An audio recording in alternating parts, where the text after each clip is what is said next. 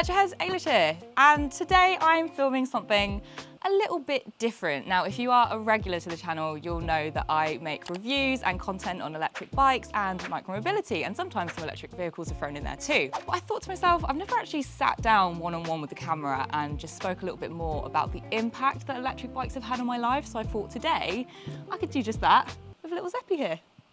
But before I go any further, if you are new to the channel, then make sure to click on our page and check out a bunch of videos that we have.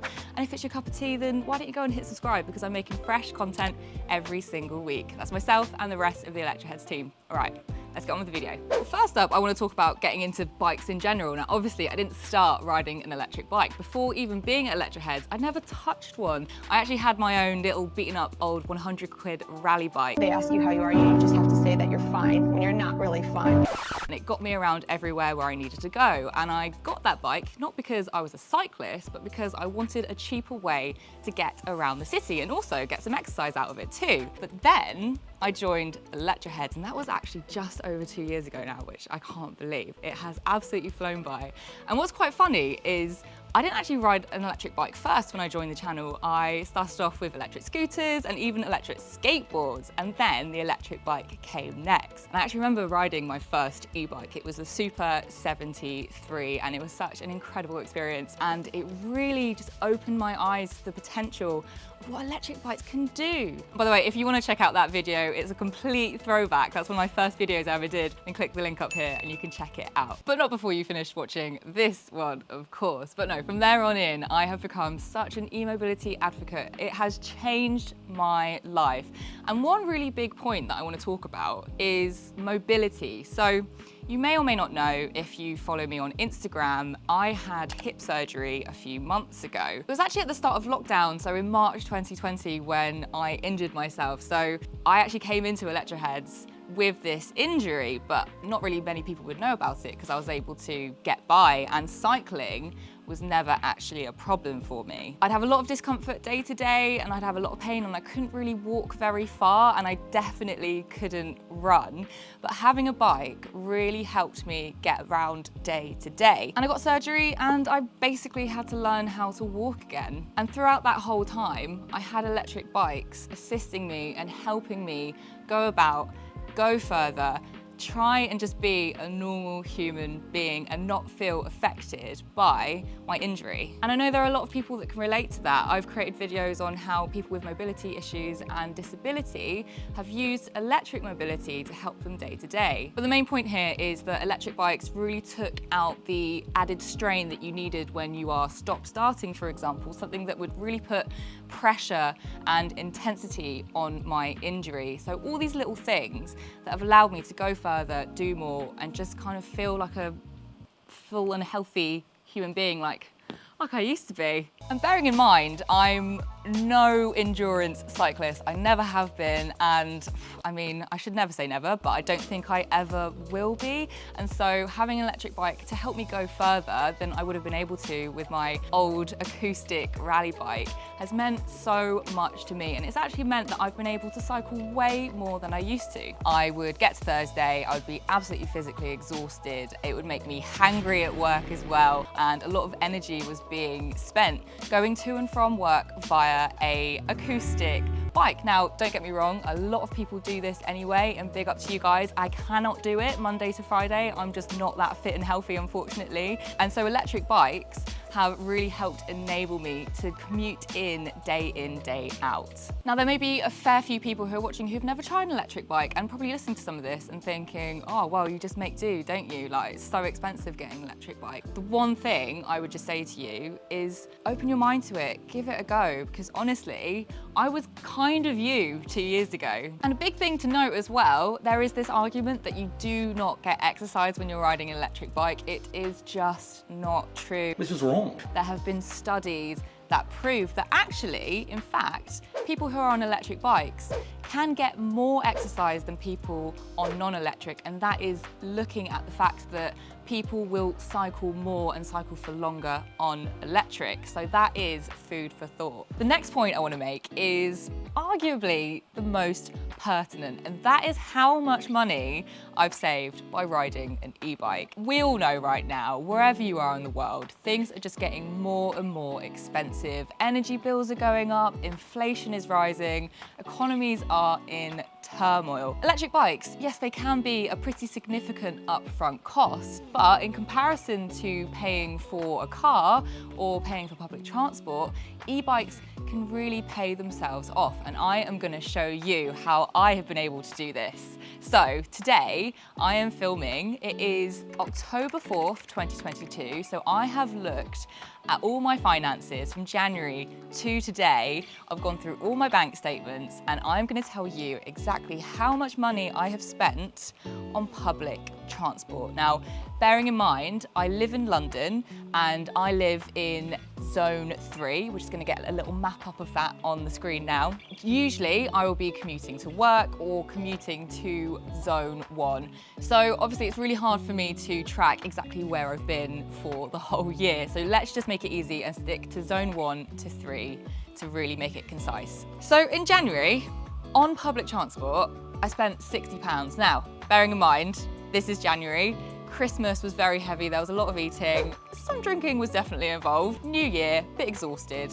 Yeah, okay, maybe I got the train a bit more than maybe I could have. Are you not ashamed of yourself? But going through, right, February, £0. £0. And that, bearing in mind, is when it is rainy and horrible and cold. In March, I spent 20 quid, April, £20, May, 20 quid, June, 20 quid. This is for a whole month of getting around London, right? July, this is when things start to get just a little bit more expensive because I'm going out and seeing mates a bit more. £36.10. August, £21.65. September, £24.45. I was genuinely shocked when I was going through all my finances. I was like, this can't be right. How have I only spent this much each month? But honestly, I've crunched the numbers, I've gone through everything. This is precise. Do you want to know how much I've spent in total from January to today on public transport? Oh, go on then. £222.20. That's crazy. That's insane. Now, if you think about it, I'm going to get some more numbers up. If you don't live in London, you may or may not know that there is a price cap. So there's a price cap Monday to Sunday, Zone 1 to 3, which is £45.20. That's per week. So when you put together that £45.20 a week between January to September, that equals £1,762.80. £1,000? It's absurd! It's ridiculous, £1,000! If I then take off the £222.20 that I have saved, then that leaves me with £1,540.60. And that, my friends, is essentially the cost of this bike behind me, the Estarli E28. It is an expensive upfront cost for people. It is not the most expensive electric bike that's on the market, that's for sure. It's pretty reasonable for what this bike has to offer, but it just goes to show the amount of money that people are spending day to day on transport and what they could convert that into. One of these. I mentioned the Estarli E28 that's behind me because this is the electric bike that I've switched to recently, and I think it's a really fantastic option. Is very similar to the 10-way Seago 600, which I'm also a really big fan of, and it's got some other features that the 10-ways doesn't have. If you guys want to know more about this bike, I can film a review. Just let me know down in the comments and I can do just that. And this bike is also available on the Electroheads store, which we now have, which is online, and I will drop a link in the description below if you want to go check that out. And another really big realization I've had is the fact that I have gained this empowerment whilst being on the road. So with a non-electric bike, sometimes it can feel more hazardous because you can't go at the same speed as cars, buses, lorries, anything bigger and faster that is taking up space on the road. With my electric bike, I do find that it really has enabled me to feel safer and more confident when I'm going about roads day to day, which actually brings me on to my next point, and that is when I had a run-in with a bus. So cycling, of course, has so many benefits, but it can also feel a little bit trepidatious at times. 66% of adults in the UK feel unsafe cycling on our roads. That's an awful amount of people who don't feel safe. Like I mentioned, there was one particular incident that really, really shook me up when I was cycling to work one day and I got to a 3-lane road.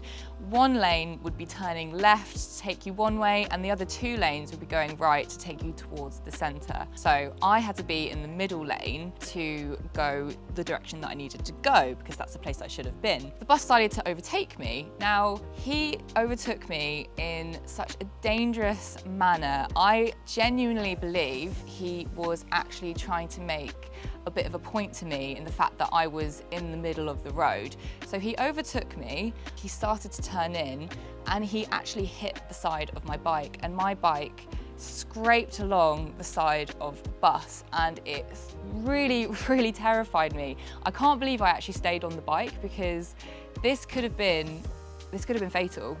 He could have hit me in a certain way where I came off my bike and the back wheels could have gone over me. I actually tried to think what could have happened, and I'm so thankful that I was able to keep my balance on the day. I've definitely come a long way from it. But the main thing here is the fact that I was on my non-electric back then. I can't remember why I wasn't on electric. Either I didn't have a loan with work, or maybe I'd left a bike at work or something like that. But I'd gone in on my non-electric. I was probably cycling at about 12 miles per hour. Like I said, I'm not the sportiest or fastest cyclist there is. And I really feel like because I was slower than everyone else on the road, unfortunately, people just weren't feeling patient and some were feeling malicious, and this bus driver came at me. I say that they were being malicious because when they then stopped about 10 meters down the road at a bus stop when they just hit me, I pulled next to him and I just said, "What the hell are you doing?" He just looked straight at me and he just went, like he didn't care. He didn't see me as a human being. He saw me as an annoyance. He saw me as something in the road that had to be moved, and the only way of moving me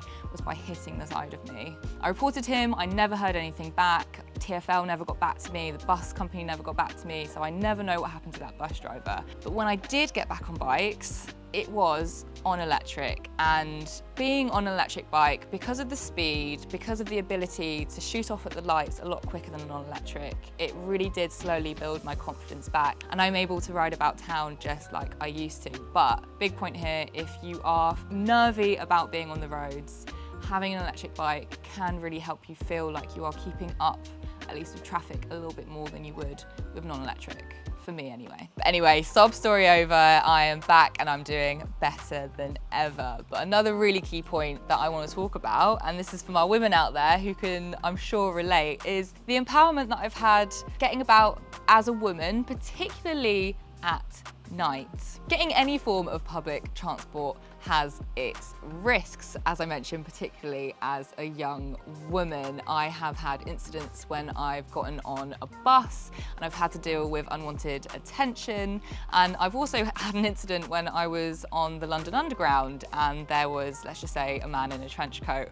Yeah, that's right. So there's some serious stuff that happens. You just don't feel safe. You just don't. Anything can happen. Even when you get off the bus and you have that last little walk that you need to make from the bus stop to your house or from the tube stop to your house, I find more often than not I've got keys in between my fists to make sure if something happens I can fight back, and I'm usually on the phone to a friend or a partner to make sure that I am safe and I have somebody on the other end of the line. Having an electric bike, I don't need to worry about any of that. I can just jump on my bike, go from point A to point B and not have to worry about anything in between or deal with any other people. It's just me and the bike and the road. Having an electric bike has unlocked my world, and it's unlocked my social life and what I am able to do in terms of getting around day in and day out. So for any women watching who can ever feel unsafe at night, who wants to find a better, quicker mode of transport,